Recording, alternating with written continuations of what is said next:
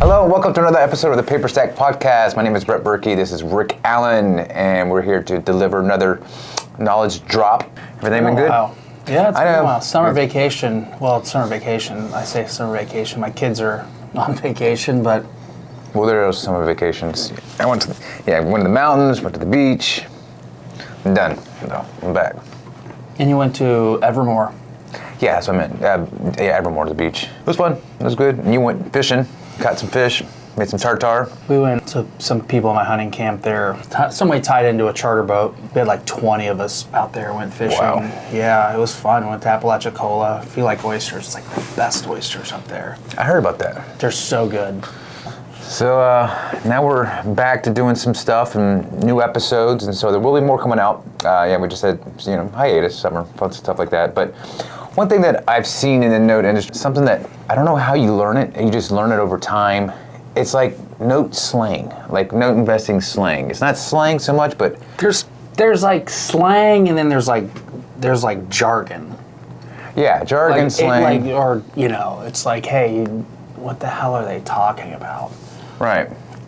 And it's like sometimes I've been in conversations where, I don't want to be like, should I know this already? I should know what that means.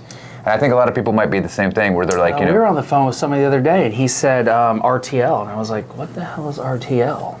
Oh yeah, that was. And it was, what was it? Residential transition loan. So it's like... Yeah, there's an acronym for everything. Yeah. And so there's a lot of them. We probably won't hear that one. What was it? The one with the type of loans where people don't have social security numbers? ITIN loans.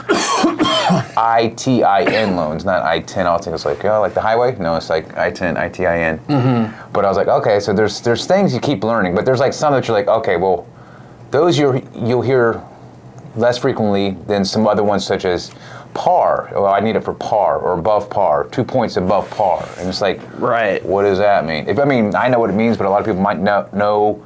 Can you provide me some color on this? So we're just going to kind of go through like a list, and so that people can feel educated on knowing, hey, if I hear these words, I know what that means. Mm-hmm. And so I was just basically going to go down the list and kind of say, hey, Rick, explain what you mean when you say blah. So. Mm-hmm. Cool? Yeah, okay. For sure. All right, so we're going to start with color. Hey, I'm going to need some more color on these loans. So color, that's like more information. I need some more details. Right. Give me some color on it. It's the black and white's what I have. Give me some of the color on this. And you'll hear that. We'll say, hey, do you have any color on pricing? They're like, hey, can you tell me where do I need to be on pricing? What's it look like? Give me color, on the background on the portfolio, maybe color on the seller. It's just more information is what you're trying to get, or that's what somebody's asking for if they want more color on something. So it's not specifically, you asked for color, that must mean you want collateral docs. No, it's like, hey, I need more color on this. Give me some... Still kind of black and white. Give me more details. Give me more information about it. So basically, translation, color, and note space means I need more details on this. Yeah, and it's not just this. Color's a fairly common phrase, but some people, it's definitely used quite a bit in the note space. It's like, hey, let me get more color on, the borrowers or the portfolio, something like that. Okay. That one seems pretty simple. Next one I had on the list is, hey, what's the coupon rate on this? Coupon, that's the interest rate. And so...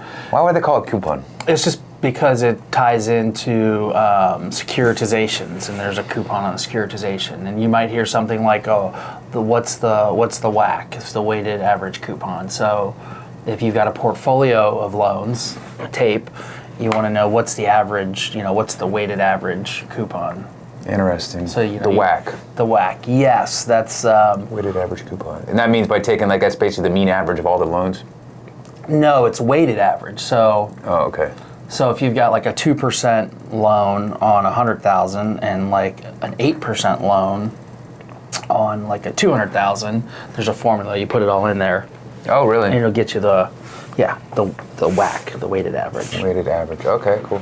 Yeah, I just learned that one. I didn't know that one. Some others. There's coupon clipping. I'm just coupon clipping. Coupon clippers. It's a slang term for somebody who's out there. They're buying performing loans that are just stuffing their. They're just buying coupon rates, man. They're out there. Hey, I can get 9% of my money here, let me put it there. Right. So a coupon clipper never is buying non-performing. No, not really. They're buying performing loans. Buying performing loans. Yeah. Someone says, "Oh, I'm just coupon clipping." You're just, you're just filling your IRA with notes, and just finding good deals. Right. Okay. Exactly. All right. I need to know what's your strike price. Strike. That's what they're going to sell it for, right? So, Right. hey, we got a strike price on this of whatever it is. And that's what they're trying to get, or that's where they want to start. Or that's what it winds up at. Winds up at? Yeah. It winds up at that. Well, I don't like your strike price. I'm gonna have to fade. I'm gonna have to fade my bid. Oh, so if you're going to fade a bid, maybe you ran your due diligence and you found out that it's missing some stuff or the payment history is spotty, so you're going to fade your original strike price bid. So you fade after due diligence. Correct. You would fade your bid based on you start running due diligence. Okay. And that's kind of no, I can't have you fading your bid. I need this at par. Well, yeah, and that's that. Just par just means this is the If you're wanting some at par, it means you're looking for no discount. no discount. You want the UPB. All right, so those are like the ones that like kind of are more slang, and I would say there's more jargon, which would be more like a difference between an NPL and an RPL. Non-performing loan or a reperforming loan. Right. Non-performing means it's 90 days past due. RPL, obviously, it was non-performing at one point, and now it's reperforming, and that can be because of a modification or something like that, or they just got caught up.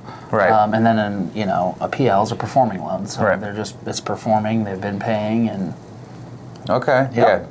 And there's other things that hey, I'm going to have to get a BPO and an O&E. That's BPO. BPO is a broker price opinion. It's a valuation on the property. So they're going to look at it. A real estate agent, you order these from a company. A real estate agent goes out there, gives you their estimation on value based on comps in the area. O&E is ownership and encumbrance report. It's basically like a title report. It'll go show you what's going on with the title of the property. And you can get like full reports that'll have tax stuff and all the good stuff. So if there's any liens that popped up, or they should pop up in there. Okay. Yeah. I mean, those are mainly like the acronyms that are used for documents that are something you need, or different asset types. The other things that you don't hear very often is like PMI. That PMI is like private mortgage insurance. Right. Yeah. So that, and then is there an acronym for force-placed hazard insurance? I don't think there is. FPI. FPI. Force-placed insurance. FPI and PMI. So if the FPI would be, they stop making payments on their insurance, or there's no insurance on it, then the lender will put force-placed insurance on there. Right. Yes. Okay, so those are the ones that you probably won't hear as much, but definitely want to know.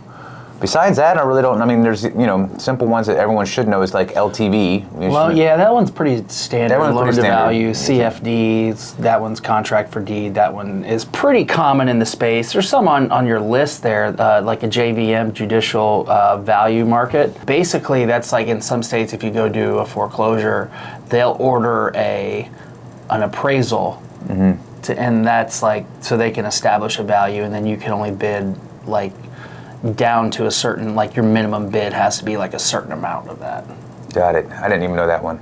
I mean, if you're thinking of other JV, just JV in general just means... Yeah, joint venture, basically. Meaning you're having someone either come in for the money, or you guys are splitting it down the middle, or something. I got a JV on this, and I don't know if anything else besides that, like a financial JV, that probably not a thing. Yeah, I mean, you would have somebody JV, like, sometimes there's different kinds, like people 50-50 on the money. Somebody will put in all the money, and they'll just have somebody come in to do the work. The education, to do the grunt work and the leg work, maybe somebody who's experienced in the business.